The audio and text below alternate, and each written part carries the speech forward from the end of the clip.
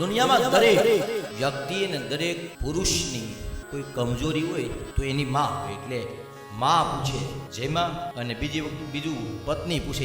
એ ક્યારે પૂછે? જ્યારે માં બની જાય ને પછી એ એને પત્નીને પૂછે. પણ પછી એને ડબલ પ્રેમ છે, ડબલ ક્યારે થાય? જ્યારે પત્ની ડબલ રોલમાં આવી જાય. હા, એ માં બને પછી એ પૂછે કે તમે જેમાં. અને આ જેમાં એ પૂછે છે એ વાત્સલ્ય છે.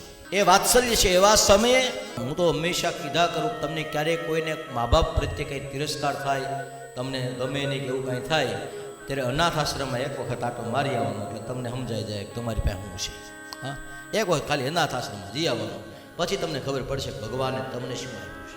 આપણી પાસે હોય એટલે આપણે ઢોળી એટલા માટે નાખીએ છીએ. આપણા ગૌઢા, આપણા વડીલો ક્યારેક દીકરાઓ પૈસા વાપરતા હોય, ઉડાડતા હોય, છોકરાઓને ખીજાય. પછી છોકરાઓ એમ કે અમારા બાપા ટકટક્યા બહુ છે, મારી મા ટકટક બહુ કરે, બહુ ટકટક. હવે બાપા સમય આમ હાલે છે, ફલાણું હાલે છે. પણ એને તમારી છોકરાઓ કરતાં મા બાપને વધારે દુનિયામાં કાંઈ ન હોય. છતાં પણ એ સમયે મા બાપની એક ભાવના હોય છે કે બેટા તમે જેને વાપરો છો ને એને ભેગું કરવામાં અમે પાણીની જેમ પરસેવો ઢોળ્યો છે. અમે દિવસ રાત નથી કર્યા તમને મોટા કરવામાં, તમારા માટે ભેગું કરવામાં. હવે તમે આમ લડો. એવા સમયે ભવિષ્યની ચિંતા મા બાપ ટોકતા હોય છે. માણસ ગમે તેવો તોફાની હોય, પણ એ એના તોફાનને સહન દુનિયામાં એક જ વ્યક્તિ કરે, એ એનું નામ માં છે.